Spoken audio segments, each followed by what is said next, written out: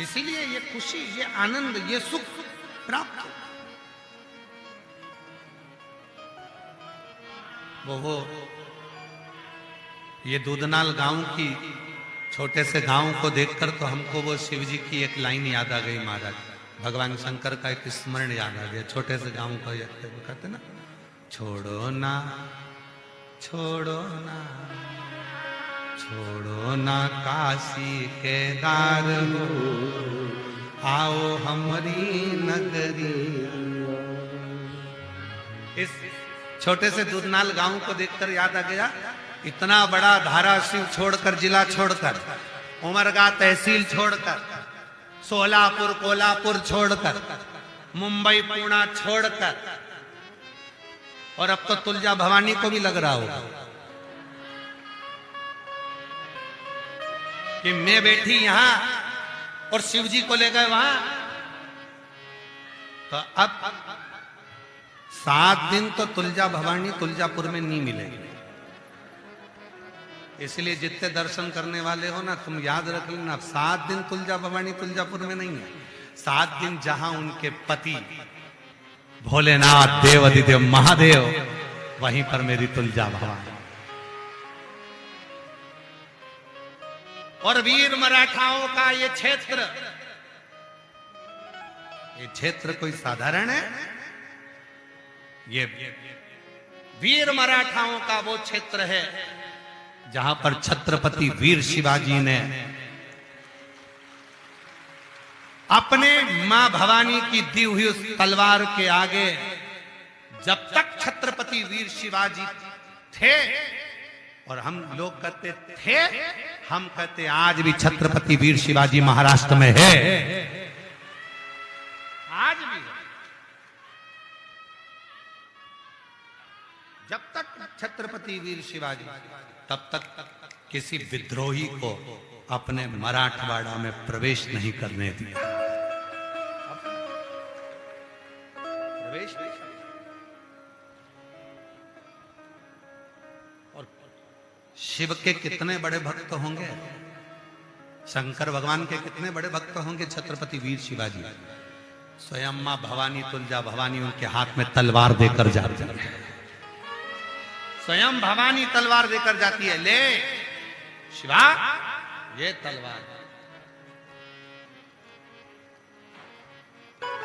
शिव के प्रति भाव रखते हुए जहां जगह मिले वहां बैठकर भगवान देवाधिदेव महादेव से अपने मन की बात कहिएगा, मन का भाव कहिए, प्रार्थना करिए, विनय करिए, निवेदन करिए।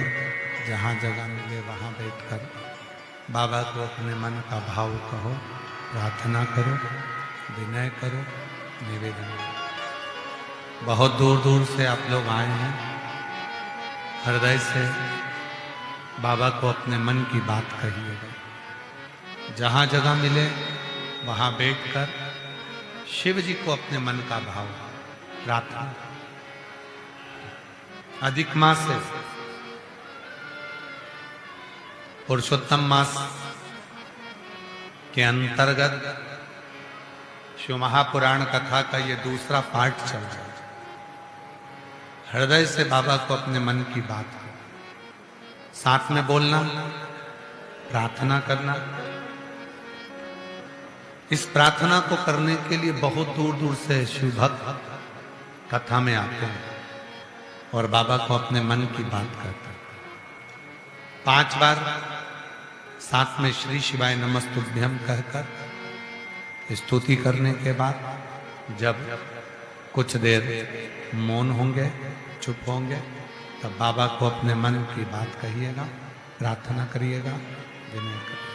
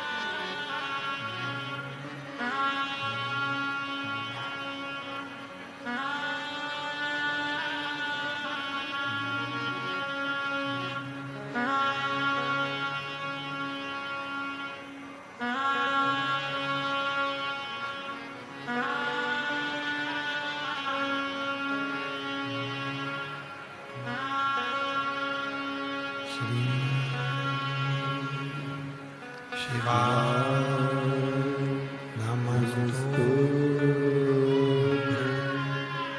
श्री शिवाय नमस्तुभ्यं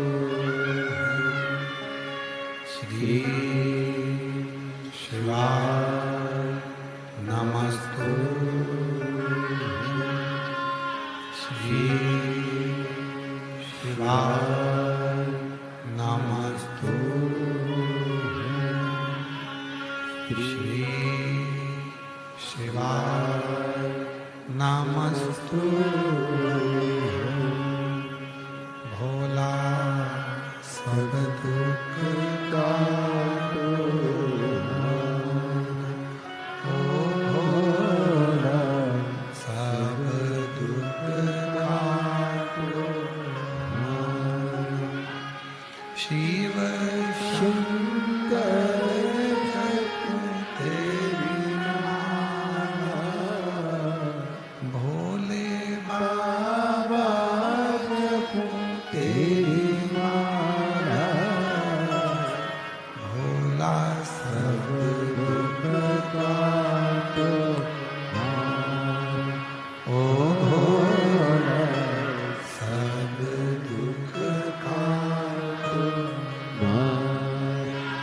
देश है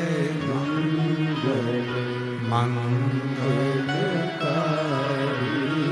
देश है मंगलकारी शमशान वासी हमारा शमशान वासी हमारा ओ भोला सब दुख काटो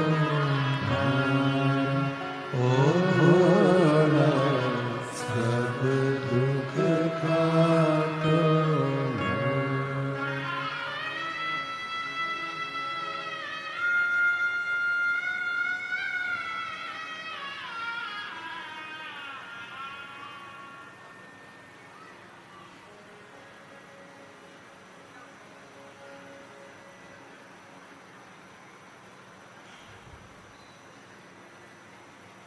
बाबा देवादिदेव महादेव भगवान शिव ओ गणदानी त्रिकालदर्शी कैलाशी अविनाशी भगवान शंकर की पवित्र कथा कर रही है।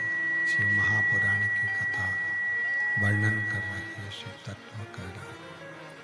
शंकर भगवान की कथा कर रही है। शिव महापुराण की कथा वर्णन कर रही है। पार्वती मैया गई जाकर माँ जगत जननी जगदम्बा पार्वती जी ने अमरनीति व्यापारी के यहाँ से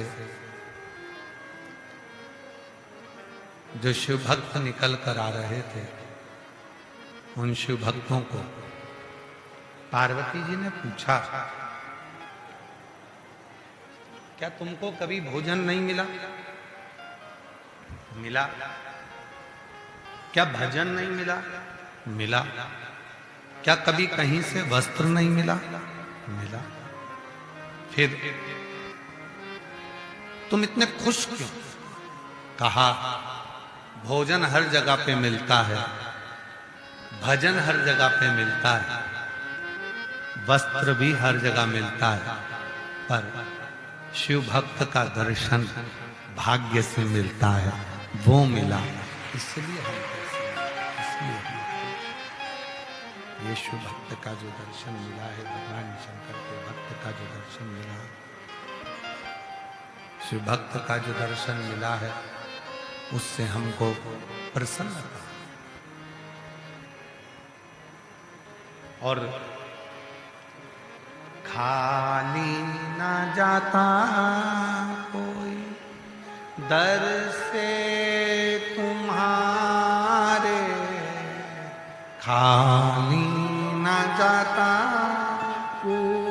दर से तुम्हारे, मैं भी खड़ी हूँ बाहें पसार। अपने हृदय लगा लो गिरा जा रहा उठा लो भोले अपने दर से अब तो ना टालो गिरी जा रही उठा लो। शिव कथा कर रहे हैं, किसी शिव भक्त का दर्शन भगवान शंकर के उपासक का दर्शन भगवान शंकर के भक्त का दर्शन कहीं ना कहीं हमको सुख की अनुभूति करा देता है, हमें आनंद की अनुभूति करा देता है। अमर नीति के यहाँ से आ रहे शिव भक्तों का दर्शन कर कर उसको चेंज करवा देना याद आते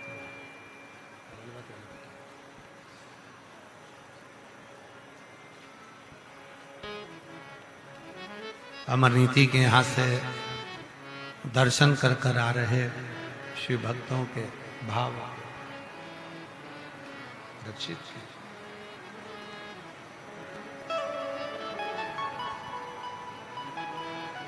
अब तो माता पार्वती जी के मन में आया कि ये काम करते हैं कि मैं खुद जाती हूं,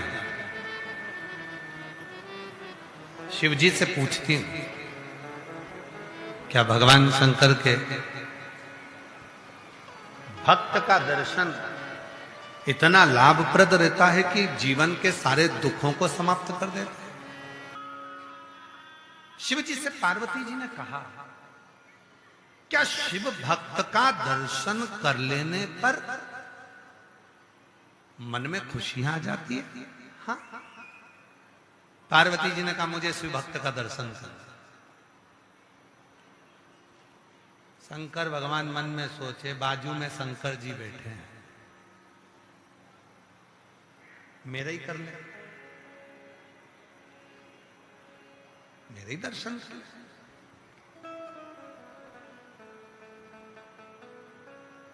पर कई बार माताओं के साथ में बड़ी बड़ी बहुत बड़ी विचित्रता होती है। जब वो मन में ले लेती है कि मेरा पति देवता है तो सिर पे पल्लू लेके और फिर जब उसको गुस्सा आ जाता है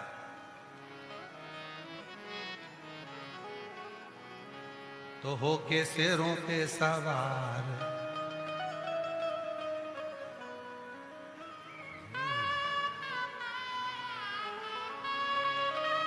फिर तो पति भी जाकर पूछता है किसी किसी गुरुजी से, रहती तो अच्छी है महाराज जी, बहुत अच्छी मेरी पत्नी है, इतनी अच्छी रहती है, पर कभी कभी ऐसा लगता है कि इस पे कोई सवार हो जाता है। गुरुजी बोले ये किसी पे सवार नहीं, इस पे कोई सवार नहीं होता, ये शेर पे सवार हो जाते हैं।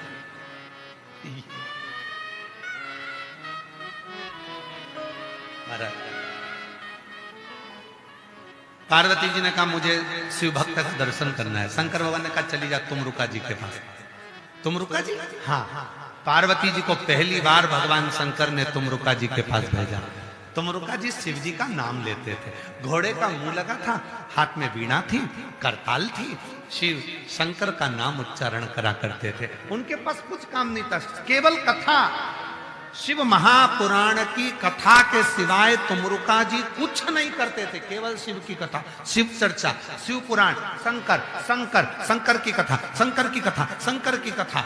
तो पार्वती जी ने कहा कि वो करते क्या है, तो क्या शिव पुराण बाजते हैं, शंकर की कथा कहते हैं, शिव चर्चा करते हैं। तो शंकर जी से पार्वती जी ने बोला कि कथा करने वाले के मुख का दर्शन कर लूंगी तो मुझे सुख मिल जाएगा। भगवान शंकर ने कहा तू जाकर खुद दर्शन कर ले। पार्वती जी दर्शन करने गई और दर्शन कर कर वापिस आई। वापिस आकर समय बीता और कुछ समय के बाद पार्वती जी जब स्नान करने गई और उनके घर में जब गणेश जी का जन्म हुआ, तब पार्वती को मालूम पड़ा कि शिव पुराण करने वाले का, शंकर की कथा करने वाले का मात्र मुख का भी दर्शन कर लो तो कुछ ना कुछ मिल ही जाएगा, कुछ न कुछ प्राप्त हो जाता है। तुमरुका जी के दर्शन से पार्वती जी को भगवान श्री गणेश जी महाराज रिद्धि सिद्धि स्वयं सदानंद कार्तिक के सब प्राप्त हो, सब। ओ मेरी जीजियो,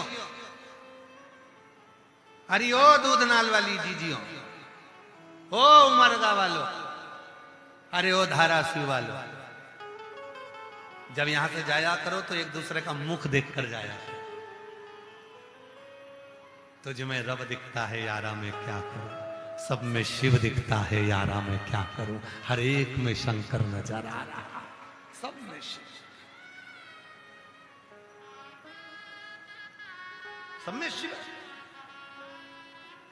सब में शिव, कोई दूसरा दिखे ही ना। पार्वती जी बड़ी खुश हो गई, आज बड़ी प्रसन्न है पार्वती जी। शिव जी ने पूछा क्यों, करिए दर्शन? हाउ, दर्शन का फल मिल गया। हाउ, अब पार्वती जी के मन में आया कि अब मुझे आपको देखना है परीक्षा करते हुए। शंकर भगवान बोले अभी परीक्षा बाकी रह गई है, शिव भक्त की परीक्षा भी रह गई है। व्यापारी अमरनीति नदी के तट पर निकल रहे थे, तभी शंकर भगवान एक बूढ़े संत का रूप रखकर आ गए। अपना कपड़ा दे दिया छोटा सा, इसको रख, मैं स्नान कर आऊं तब मुझे दे देना। शिव जी नहाने गए। अमरनीति भगवान की भक्ति में ऐसे डूब गए कि कपड़े का ध्यान नहीं दिया, कपड़ा ना जाने कहां चले गए। संत आकर कहने लगे लाओ मेरा कपड़ा दो। अमरनीति कहने लगे कपड़ा यहीं तो था, सब दूर ढूंढा पर कपड़ा नहीं मिला, सब दूर ढूंढ लिया। अमरनीति व्यापारी ने कहा मैं दूसरा कपड़ा दे देता हूं, मुझे तो वैसा की वैसा ही चाहिए, उतने वजन का। तो क्या वजन कैसे तोलेंगे? शंकर भगवान बोले मेरे पास एक जोड़ कपड़ा और है, उसके वजन कर ले, तोल दे। पलड़ा मंगवाया व्यापारी ने, तराजू लगाया व्यापारी ने, एक पलड़े में संत ने अपना कपड़ा रख दिया, दूसरे पलड़े में अमरनीति ने कपड़ा रखना प्रारंभ करा। पूरी अमरनीति के घर का जितना कपड़ा था, दुकान का कपड़ा था, सब रख दिया, पूरे नगर का कपड़ा रख दिया, फिर भी वो पलड़ा झुकता नहीं है। अमरनीति ने अपनी पत्नी के गहने, जेवरात, आभूषण, धन सब कुछ रख दिया, पर पलड़ा झुका नहीं। आखिरी में अमरनीति से संत कहने लगे मुझे मेरा कपड़े के बराबर का दे, मुझे मेरे कपड़े के बराबर का दे।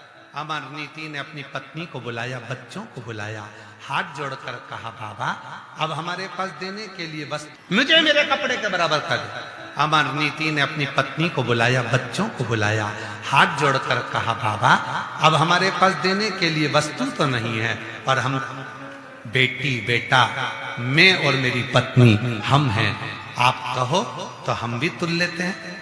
संत बोले चल बैठ जा तराजू में। पत्नी भी बैठ गई, पति भी बैठ गया, बच्चे भी बैठ गए।